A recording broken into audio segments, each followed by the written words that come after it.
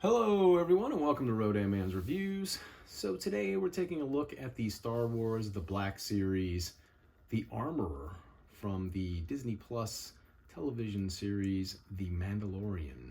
So we will go ahead and remove the figure from the spinning stand here. So just taking a look at her, of course, the character shows up in a couple of episodes in the show. So she's a fairly recurring character in the series.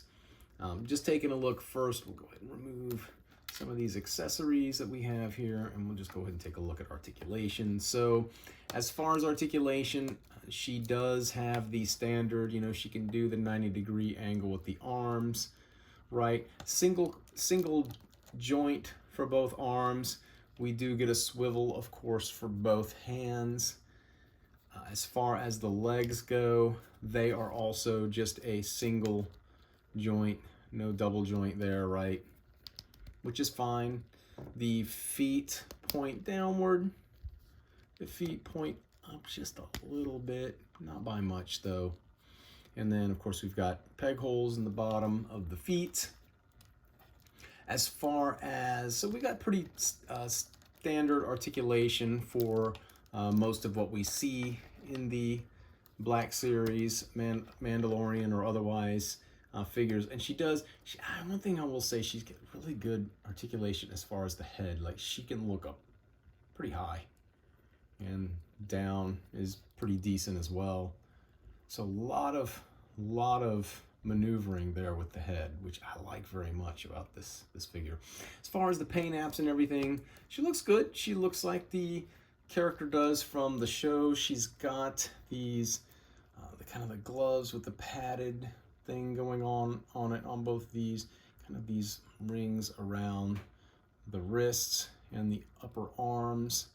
It's kind of a gray thing going on underneath, the shirt and the pants. There's like a brown stripe thing going up the side of each of the sides of the pants. We have brown boots with a almost like a khaki colored looking thing going on at the tip of the boots. She's got it was like a copper colored chest plate here, and then the kind of gold colored helmet. So she's definitely a very cool looking figure and a very, very cool character on the show. I really liked some of the scenes that we saw with the armor, especially when she was, and spoiler alert for anybody who hasn't seen the series yet, but when she was kicking butt on some of the stormtroopers, that was really cool. So just taking a look at some of the accessories that we get with the armor. So she does have this kind of hard thing that's a hard product. It's almost like a fur, just kind of pops in. So it's not a soft goods, but I don't know that it would have been really good since it's so small as a soft goods thing. But you can see there's just like a little peg there, and you pop it into the little hole on the back. It's kind of like the little mini cape or mini fur, what have you, that she was wearing in the show. And then we also get these things. I'll try and get them up there without, sorry guys, I don't want to blur it for you. So we get her hammer that she uses to forge things. Then we get these little tong things or what have you that she's pulling the Beskar out of the fire, and then using the hammer so that she can beat it into shape. These go into her hands pretty well, right? So the hammer I put in her right hand, and then this little tongy thing I was putting here, right? So there we go. Yeah, so pretty decent as far as the accessories go. We never really saw her use a weapon. Of course, the weapon that she did use was this hammer, and as mentioned before, she used it to beat around some stormtroopers, which was really cool. I'm really not crazy about this piece.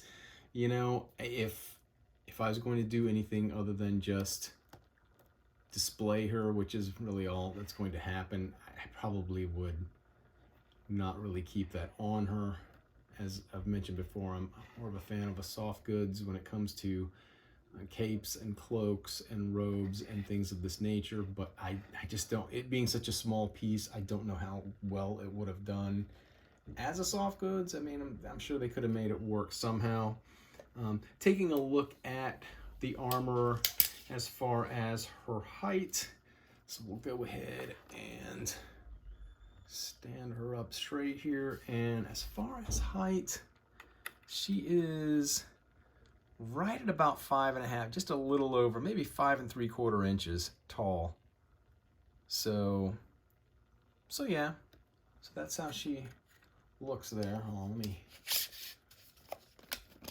get a little bit more of it out. There we go. Yeah, so it's reasonable to say probably about 5 3/4 inches. So that's how tall the figure is. And then comparing her against some of the other ones. Now this is the Star Wars The Mandalorian Stormtrooper that I did a review on some time back, so you can see how she compares to that. So as you can see, Stormtrooper is just a little bit taller than her. Not by a whole lot. He's probably closer to 6 inches, right? So there he is. And then I will compare her to, this is the Mafex Mandalorian I recently did a review on as well, and as you can see, he's just a little bit taller than her as well. I mean, if you wanted to combine worlds as far as Mafex and the Black Series, you know, if you wanted to combine her with your Mafex Mandalorian, you know, you could definitely do so. So they're not, she doesn't look out of scale. You know, she's right, just a little bit shorter than him. But that's it. So yeah, so that's the Star Wars, the Black Series, the armor from the Disney Plus television show, The Mandalorian. Definitely a cool figure if you get a chance to pick her up. I highly recommend her. As always, guys, thank you for watching. Please like, please comment, please subscribe, and I'll see you all next video.